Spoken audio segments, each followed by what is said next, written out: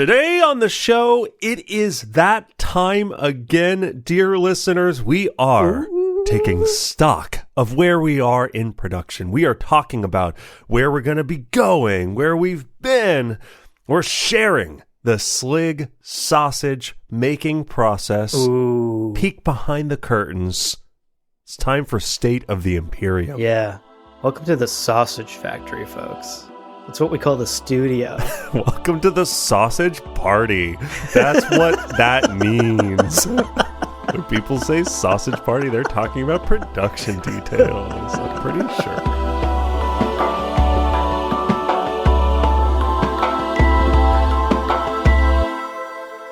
Welcome to Gom Jabbar, your guide to the iconic world of Dune.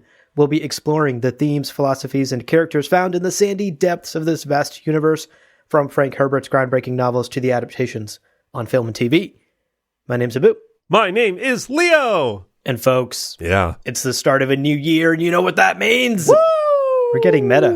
We're talking mostly about ourselves, god damn it. Yeah. Frank who? Dune what? I haven't heard of him. This is about Gom Jabbar. Who's Frank? Frankly, not sure. Yeah. No, we are doing another State of the Imperium episode. This is a tradition we started a couple of years ago in 2024, where we start off a new year by peeling back the curtain and cluing you, our valued listeners and supporters, in on how Gom Jabbar is doing, kind of talking through the nitty-gritty of production and download numbers and revealing our budget, really trying to take a radical approach to transparency so that you all feel invested in this show nearly as much as we do. Yeah, I think on both sides of the coin, we don't ever want to gatekeep anything. No, never. And when it comes to like making a podcast, if there are people out there who are like, I want to do what they're doing, we want to give you the details so that you can make an informed decision. Of course. But also, there's the other side of it where people hear us talking about Dune every week. They see maybe that we have so many patrons, we have a new merch store, these things. I just want to make sure that everyone knows kind of where we're at. Yeah. So that if they decide to be a $2 patron or a $5 patron or whatever, they understand what piece of the puzzle they are with that contribution. Yes. And not that, they're one of a billion or one of three. It's somewhere in between. And we'll tell you exactly where in between today. That's right. So if you've ever wondered how the Gom Jabbar Slig sausage gets made, stick around because we're going to tell you on this episode, folks. Sweetest sausages this side of heaven. That's us. That's us. That's what they call us. So here's the game plan for today's episode. We're going to start the conversation by breaking down the numbers, getting right into it. We're going to talk about how many downloads this show gets, how we make money, where we make money, how much it costs to make this show, and who the team behind the show is. Then we're going to tap into our prescient abilities and share with you our goals for 2026 and beyond as we continue to try and create the best Dune community on the internet. Yeah. That's kind of the goal. Yep. And then finally, at the end of the episode, you're going to want to stick around for this, folks, because we're going to wrap up by teasing out just a couple of breadcrumbs about an ambitious new project that we've been cooking up and how you, dear listener, can get involved in helping us develop it over the next few months. Yeah, indeed. But before we get into all of that, we're going to take a quick break. Don't go anywhere. When we're back, we're getting into the books. Yes. Everyone's favorite.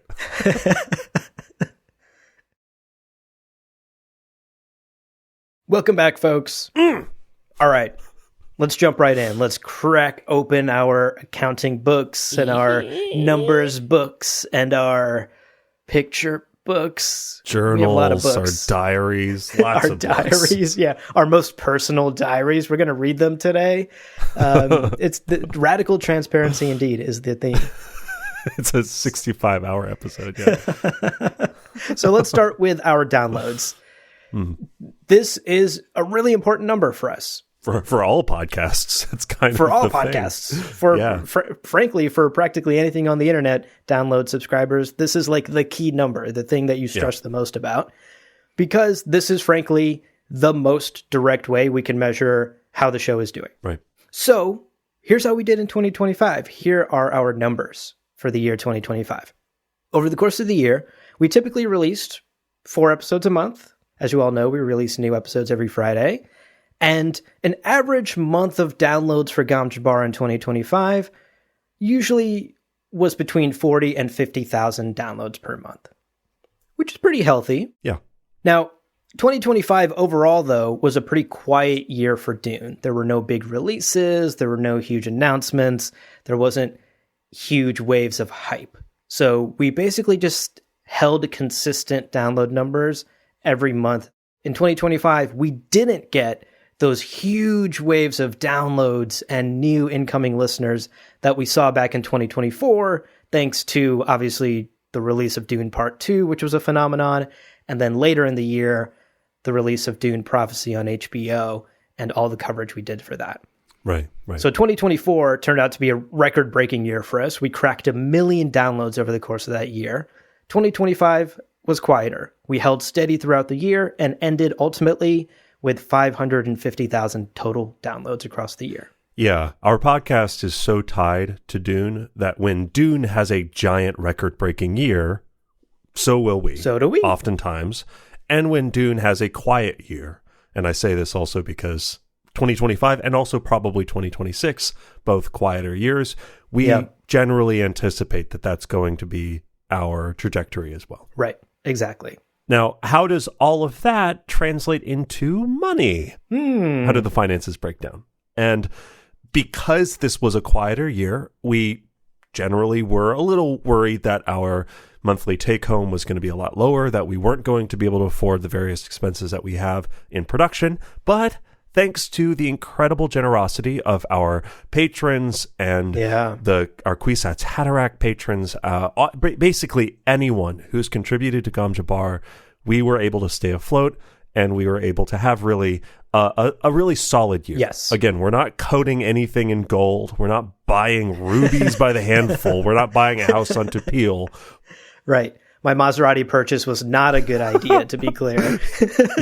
Abu is neck deep in debt. He's got creditors hunting him down right now because of that Maserati. They can't catch me in the Maserati, but they're hunting me. It's so fast. But he has to refuel at some point. It's not electric. Anyway, back to money. Right. We stayed afloat. We basically were able to have an okay year. And here's the breakdown. Basically, Gom Jabbar brings in about $3,000 per month, which comes from 5 different sources, basically 5 different revenue streams. We've got Patreon, we've got ad revenue, we've got sponsors, we've got tips, and we've got merchandise sales.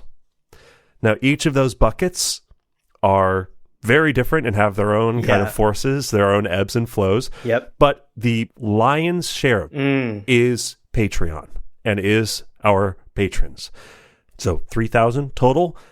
$2,300 a month is patrons. Wow. Which is unbelievably generous of everyone.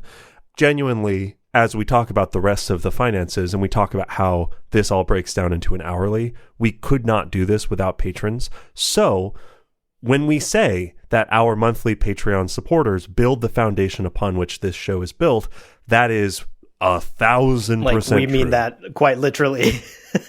Quite literally.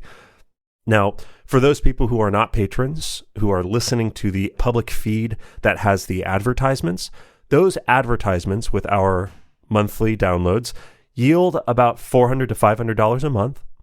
And then finally, merchandise sales and kind of one-off tips of people just deciding in a moment to be generous, those usually generate about $100 to $200 a month.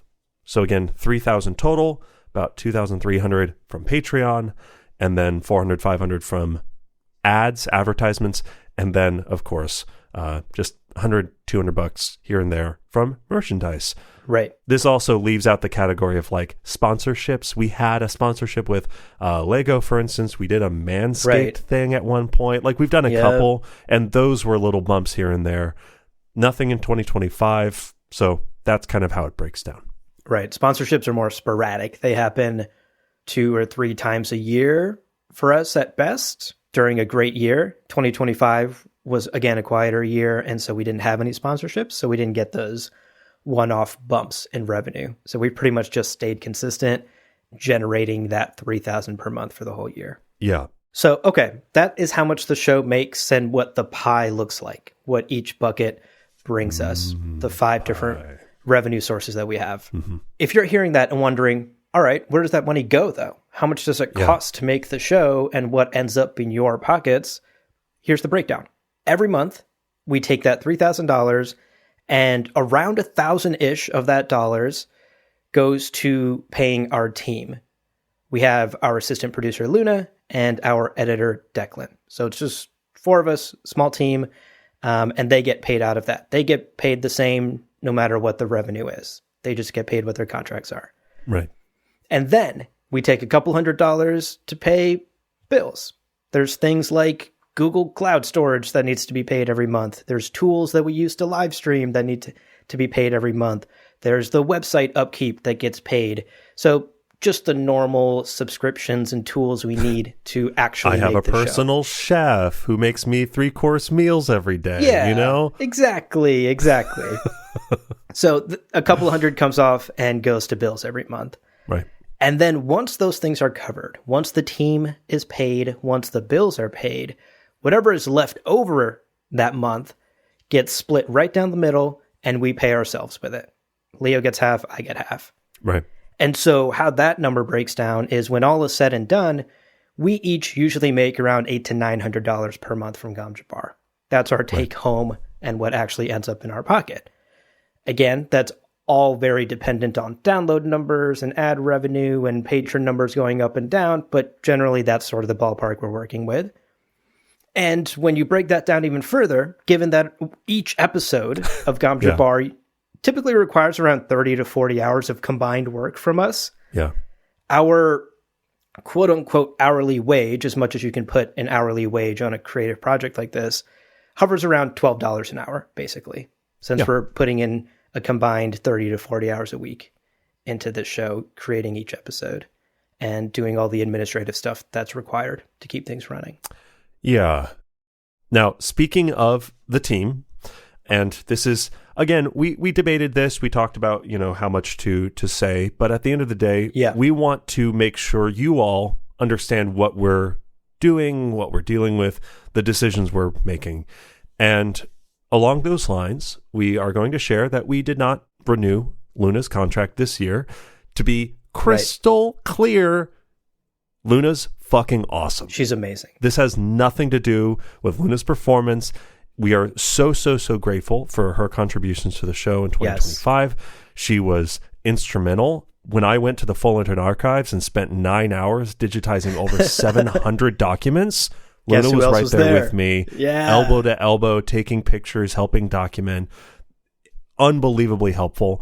Also, fun fact, the number 3 most downloaded episode of 2025, our analysis of the Dune Part 1 movie script, was Luna's idea, her research, and her script. So Luna, amazing, rock star. And we want to thank Luna, of course, for being such a great part of our team for 2025. And this definitely is not goodbye. We will, of course, as we need to, reach out to Luna, and we've had that conversation and everything. But I think that brings us to why we made the decision and also why we're telling you. Right. And this comes down to 2 main reasons. The first reason is dumb, is unfortunate, and just kind of sucks. Right. We wish this reason didn't exist. Really do. 2026 is going to be a slow year. And because our show lives on the internet, we are always facing this decision of, can we even afford to pay to expand the team in a year when we're not going to be having any of those natural bumps or sponsorships or anything like that, right? Yeah. And the reality is when you create something on the internet, you face natural attrition. There is always, you're battling against the forces of low download numbers, low revenue, low whatever. You're kind of always playing this tug and war. And like you said, Leo, Dune is not always going to be at peak hype. We're not always going to have a huge TV show release on HBO. We're not always going to have Villeneuve dropping a Oscar-winning masterpiece. And so our numbers, consequently, will not always be growing. And sometimes they will be decreasing. And thus, slower downloads means slower revenue, which ultimately led us to not feel confident that in 2026 we would have the budget to keep paying an assistant producer. As wonderful as Luna is, we want to pay her fairly for her work, and we just weren't confident we could do that for another year. Right. So we didn't renew her contract this year. Right. Now, in addition to that, it is something I will tell you all. I've kind of hinted at this, or I've mentioned it once or twice. I'm moving to France. Hey, bonjour, yeah, mon ami. Those are words. So in September, I got married, and Abu was at the wedding. It was lovely. Yay! And to be closer to my wife's family, and for lots of personal reasons, we are going to move to France. And although this is a very exciting moment in my life, I will also stress this is kind of like a stressful thing. I've never lived outside of the country in which I was born. And for the first time in my life, I will be relying on my voiceover work, my audiobook narration, which are both things that I do on the side. And of course, I will also be relying on Gom Jabbar and my creative projects with Abu, as well as some other things here and there.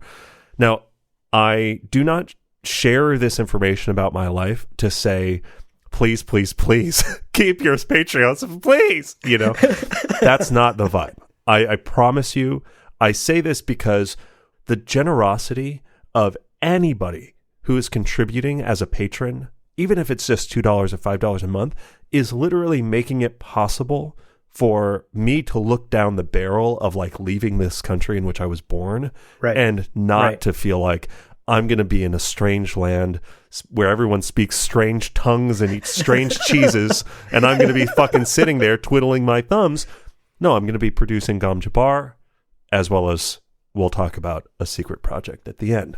But wanted to share that note because also, as we're talking about this kind of battle of attrition, this sort of 2026 being a slow year for Dune, it is not necessarily a slow year for us as individuals. Right. Life is still happening. Bills are still coming in. Yeah. Yeah. Just wanted to share that detail. And of course, that means maybe we'll have to do some fan meetups in France for any of our French listeners. Fun. Ooh. Yeah. More excuses for me to fly out to France and have those weird cheeses. So many weird cheeses. Yeah. I mean, that's incredibly exciting for you, Leo. And it's just ultimately we share that, again, not because like, oh, woe is us, like pity party, but because that is an honest part of the budget calculation, right? We have to consider how our lives are changing and how our budgets and our money needs change and how that affects Gom Jabbar as well. And that is ultimately also part of the calculus. So in the spirit of radical transparency, we wanted to share that aspect as well. That is a part of the conversation. Now, moving on from money and budget and boring ass corporate reasons, the second reason we ultimately didn't renew Luna's contract is actually more creative. It kind of comes down to some interesting lessons we've learned in the last couple of years, but particularly in 2025, around building a team for a creative project like Gom Jabbar. Truth be told, for the last 6 years, since launching this thing in 2020, we've just been winging it, right? Like, we're like, should we try this thing? Let's try it. Have you done it before? No. Okay, let's figure it out. Yeah. That's been our energy for the past 6 years. Some things have been successful, many things have not, and we've learned our lessons and tried to change. So hiring somebody is a thing neither of us has ever done in our professional lives. We've never been in that type of managerial or executive role before. And so bringing Luna on was a bit of a leap of faith. It was something utterly new to us. And our assumption, perhaps a bit naive, was that if we had a bigger team making the show, then we could make more show, right? More episodes, more videos, more whatever, more content, and that we could make a better show. Everything would be 10x better and more in depth, and the research would be like 10x more. 6 times more Dune, 20 times more Frank. Yeah, and you know, looking back, perhaps a bit naive of us to assume that, because the reality is that's not the case. Adding more people is not just a linear chart that increases. More people equals more output. For a creative project like this one, especially a project that relies so heavily on our literal voices, but also our creative voices and styles, it turns out that it's quite difficult to standardize workflows as a team grows. Creativity, style, voice, these are not things that follow rules, right? Like these are not things that just happen linearly step by step and can be reproduced by anybody. And so there were some challenges along the way that we faced when it came to trying to grow the team while trying to grow the show. It turns out sometimes those two things oppose each other.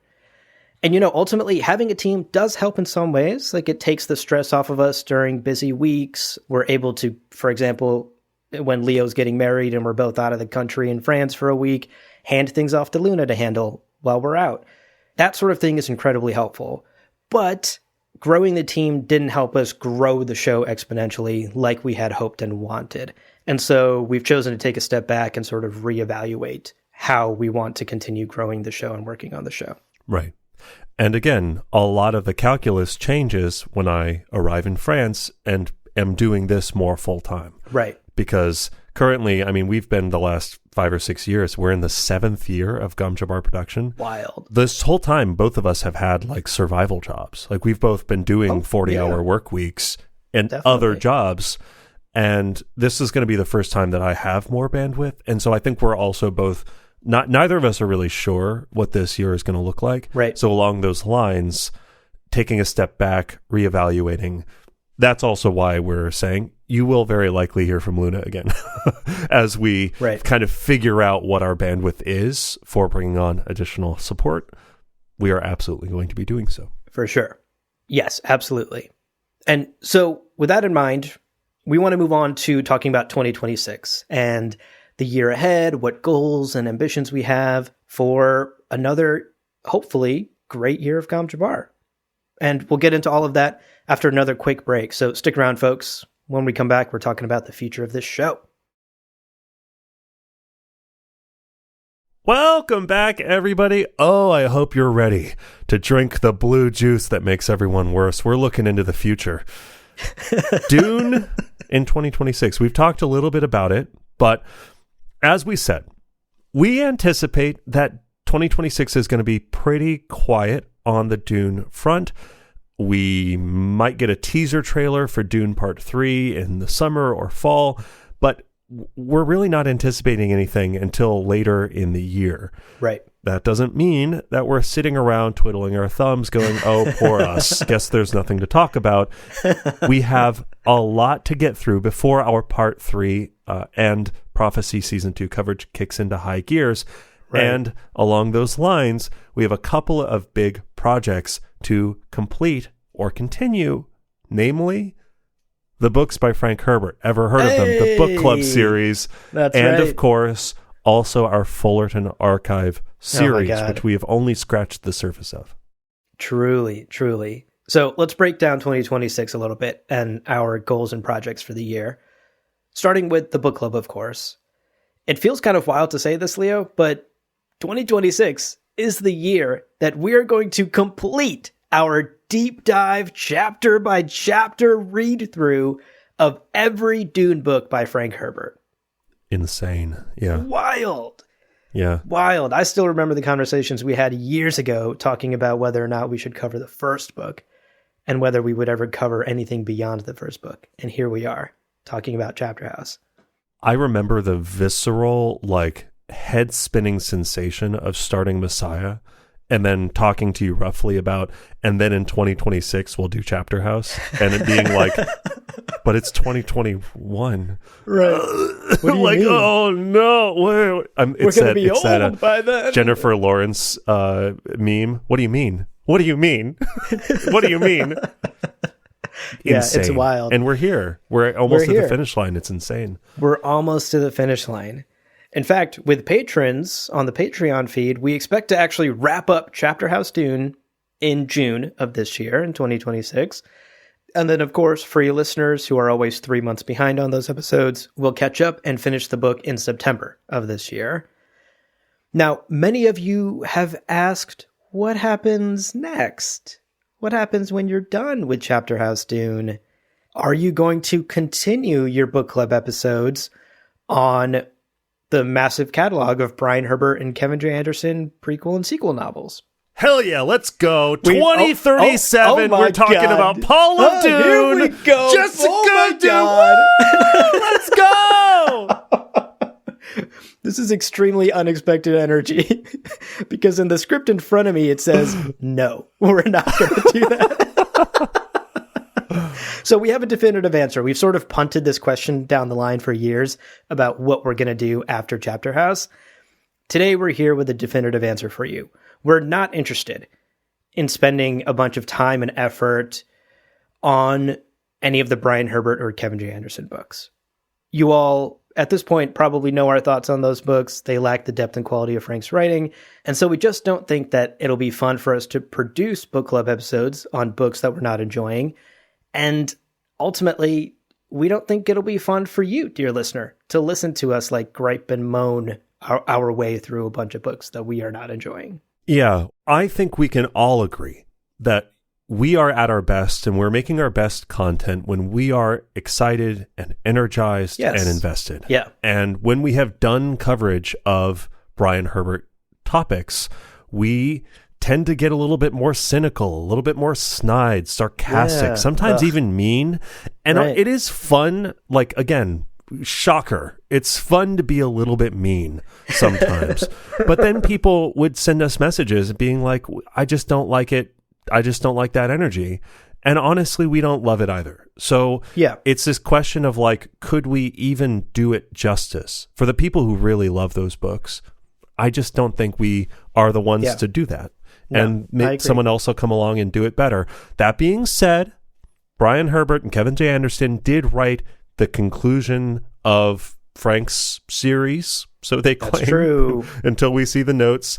So we have agreed that we are going to cover the final two books in the Dune saga. So that's Hunters of Dune and Sandworms of Dune, I'm pretty sure. That's right. We will probably do like 2 or 3 episodes on each. We're not going to do like, the 22 episodes of Chapter House. We're not going to do that level of coverage. Right. But we will talk about them.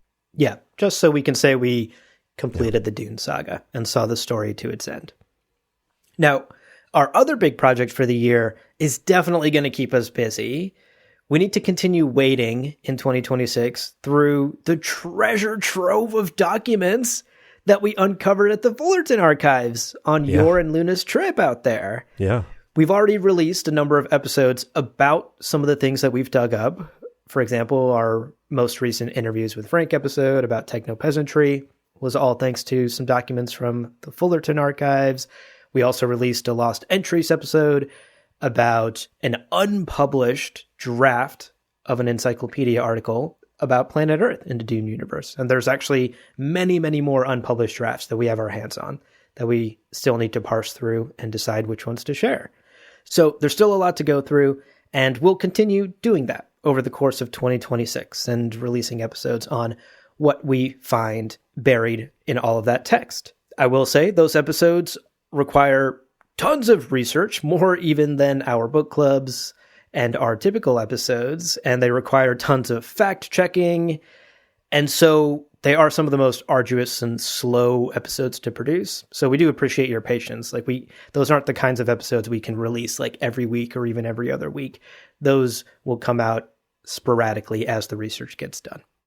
Now, another big victory in 2025 was something that was very near and dear to my heart, which was that we were stuck on a bad merchandise platform called Teespring. Yeah. If you hear anyone talk about Teespring, just hiss. Leo said, I'm going to name names. Yeah, they're terrible. They're awful. Don't work with them. We, in November, migrated our merchandise offerings to Fourth Wall. And Fourth Wall is much better. It's used by a number of content creators that we love. The experience has been phenomenal so far. So the gamjabar.shop merchandise store is brand new. But I also bring that up because as we look down the barrel of 2026, I've already been hard at work. You've seen some of my new designs in the merchandise store, but I have lots of plans. I would call them ambitious for more goodies, more designs, enamel pins, all sorts of stuff. But also, I've really enjoyed making like the papercraft ornithopter. Was not amazing, but I want to do better. I want to make it better. I want to make it more fun. The Muad Libs, like Mad Libs book that I sent out to our patrons. So cute. Yeah. These are things that I think are not only fun to own, but are also fun experiences. And I like that idea of people coming together and having a good time with other Dune fans. Yeah. Or just like, get some time away from a screen and just have fun with your friends. I like that. So lots of exciting things there. That's right. Okay, one last note on our content and production plans for 2026. A lot of you enjoyed our Dungeons of Dune D&D episodes. We got so much positive feedback about those that we did with our Dungeon Master, Noah, who is incredible. And many of you since then have been asking us when more episodes are coming out, when we're bringing that back. Where is Noah? Has anyone seen Noah? What happened to Noah? We love Noah. They're amazing. We love Noah so much. Young Lord, Young Prince, Young Lord, Pocket Wine. Lots of things. That's right. So we have tracked down Noah. We know where they are. The young Lord has been found. And no promises on how and when exactly this series will return and in what shape it will return. But we'll be chatting with Noah soon to talk through some ideas and figure out schedules with them. So hang tight. We hear you about the D&D episodes. Honestly, we kind of did those on a whim because we thought it would be fun and we didn't expect such a positive response to them. So hang tight. We're hoping that D&D will be back in 2026 in some shape or form. It started off like one of those Marvel tags where like Steve Rogers will return. It's like D&D will be. We are hoping that D&D may possibly come back at some point. It's like, I guess yeah. Okay. Enough fucking preamble. Secret that project. was all preamble. It was all preamble. We got 43 minutes, 40 seconds. Erase it all. Now it's the real conversation. Secret project. Oh, okay. Have begun teasing this a little bit. And now that we're done looking back at 2025 and talking about our hopes and dreams for 2026, before we let you go, we do want to tease just a couple of small details about this ambitious new project that we're planning for hopefully 2027. Yeah. And of course, how you can get involved as early as right now. Yeah. So before we get into it, we want to be very, very clear that this project is still in very early development. Emphasis on very, emphasis on early. Emphasis on mint of development because our breath, freshy clean. Yeah. So clean. Yum. So clean. Minty. So this project is going to need many months of work before it's truly ready for the public spotlight. And so with that in mind, we're making a small tweak to the Gamjabar release schedule for 2026, just so we have time to dedicate to this project. Yeah. On the last Friday of every month for 2026, in lieu of a new episode, we'll instead be re-releasing an old favorite from the archives with fresh commentary and insights. So think of these like re-releases of old episodes with director's commentary tracks. Yeah. Like DVDs used to have. Yeah. Oh, I love those. And we think this is a fun way to resurface old episodes that literally haven't seen the light of day in years now. Yeah. Some of these episodes, honestly, even you and I have not listened to since making them. We made them, we put them out in the world, and then we just moved on with our lives, and it's been like 5 years. We had a weekly show to produce. I didn't have time to listen to my own show. Go back and listen to stuff? No way. So we're going to go back to the early episodes we did and listen to them and provide some fun sort of behind-the-scenes director's commentary in addition to re-releasing that episode. Doing that will give us the time every month to dedicate to this secret project. Indeed. So let's talk in frustratingly vague terms about this project we're working on. And here's what we can tease at the moment. Right. Detail number 1, it's not about Dune. What? What? But same wheelhouse, same vibe. I like as wheels. we have discussed. We love wheels. Love a wheel. Round, load bearing. Love a wheel. Love it. Well, here's the thing, Abu. You and I have discovered we love talking about sci-fi. We love talking about stories and world building and analysis, layers and layers. We love that. That's shit. right. We love it. That's so good. And Dune has been an incredible mine of content within which we can play. Yes. We are thinking very similar stuff. Same wheelhouse. That's the idea. Love a wheel. Love a wheel. Now, this project does not have a name yet, but we have a code name we will share with you today. This might give you an idea. It's called Project Reanalog. Okay. Codename Project Reanalog. Okay, that's detail 1 and detail 2. Here's the third detail we can share today. Project Reanalog will have 2 components.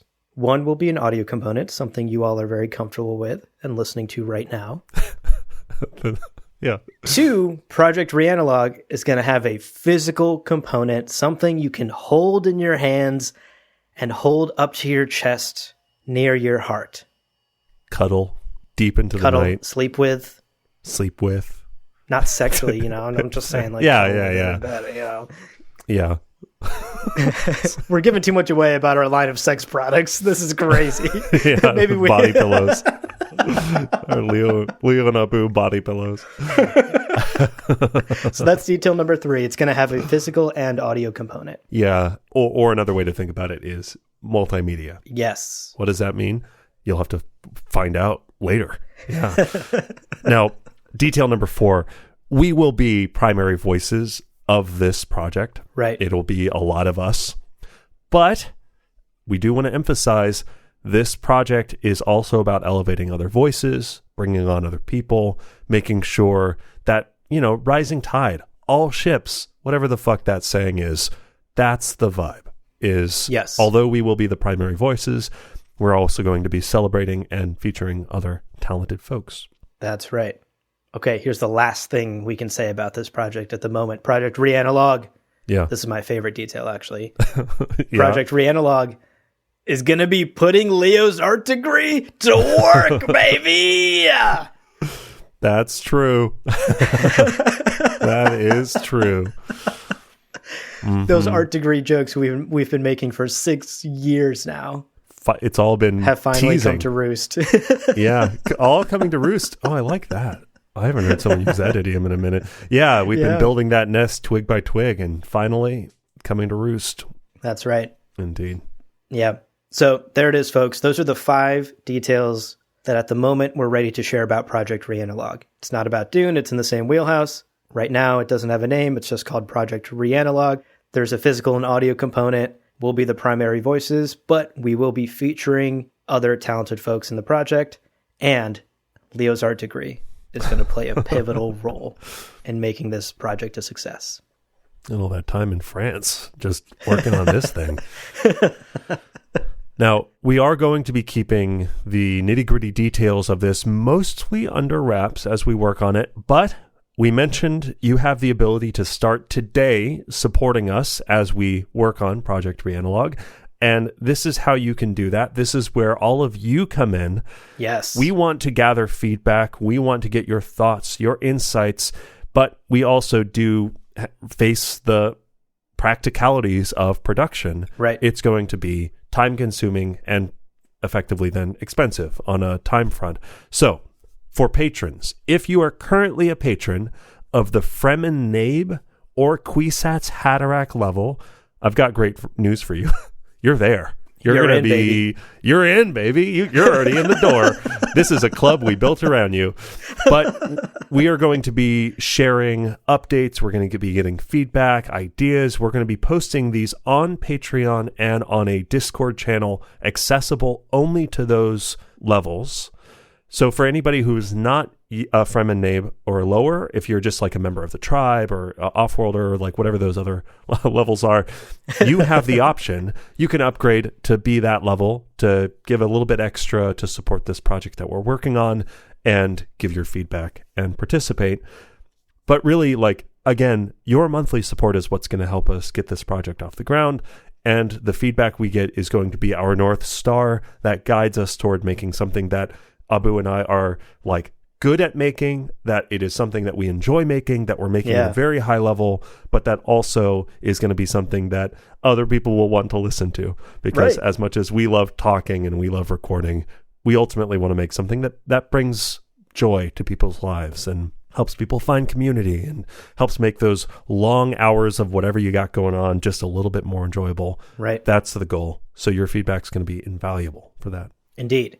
And actually, supporters at those levels, at the Fremennabe and Kwisatz Haderach levels, can expect their first peek at an early prototype of Project Reanalog in February, as early as February 2026. We'll share some details with those supporters and start asking for your early ideas and feedback. And we'll continue to do that with Fremennabe and Kwisatz Haderach level supporters every couple of months as we have new things to share with all of you and as we gather more feedback from all of you and shape the project, hopefully together over the course of the year. Indeed. Very exciting. It's something we're genuinely both really excited about. Yeah. I think it's kind of lit a fire of creativity that I personally haven't been feeling in a while, you know? Yeah. It's exciting to be looking at perhaps the birth of something new that could consume my life for the next 6 years, you know? Yeah, I think, Gamjabar is and will always be something I'm deeply, deeply proud of. But I think absolutely, yeah. there is that kind of ongoing rub of we've found our people, like our patrons, our community. Yeah, y'all These are awesome. the Dune people. Y'all are amazing. And then we talk to other people who would also be a lovely part of our community, but they're just not into Dune for whatever reason because they're wrong and bad people. They're immoral, awful humans. And the question is, how do we get them in the fold as well? How do we provide for them? And I'm excited. Yeah. It'll be fun to show you all in February. So again, that gives people time to re-up their subscription and change to Nabe if you want to. Of course, you don't have to. Maybe we'll give little sneaks and peeks occasionally. But for feedback and stuff like that, yeah, Nabe and above. That's right. Okay. That's it for the State of the Imperium 2026, folks. There's everything we have to share about our numbers, about changes on the team, about our goals and the projects, the huge projects we will be working on in 2026. And then, of course, the big secret project that will be cooking up in the background over the course of the year. A big year for us, personally, professionally, and I really can't wait to dive into it with you, Leo, and get through another great year of Gamjabar and more with our audience and our listeners and our community. And I think to wrap up, we say this all the time, but I think it's important for us to say it here at the end of the State of the Imperium. We just want to thank you for being with us. It's been an incredible 6 years of making this show, and we've gone down golden paths we never expected in 2020. These were not part of our prescient visions back then. We did not know this is where we'd end up. And this project has truly helped me grow personally and professionally in ways that I never would have expected. And Leo, you've played a huge part in that. But this show, our audience, our listeners, our supporters, folks in Discord, folks we've become friends with over the years, they've played a huge part in shaping me personally and shaping this project. And so I'm eternally grateful for these past 6 years. And I can't wait for the next 6. Yeah, very, very excited. And same. I think in some ways, it's like we are the most equipped that we've ever been to make as good of quality product as we can. Yeah. So it's all uphill from here. It's only uphill from the last 6 shitty years of just fucking improvise. Now we know. Now we get it. And I'm it. sure in 5 years, I'll look back and go, that was the moment they had all the answers. And I'm sure in 5 years, we're not going to look back and go, my God, we were naive. Wow, those naive fools. It always happens, but it's fine. That's right. All right, y'all. Thanks so much. We're excited for another great year, and we will see you in the next episode of Gamjabar. Welcome to 2026, baby. Happy New Year, folks.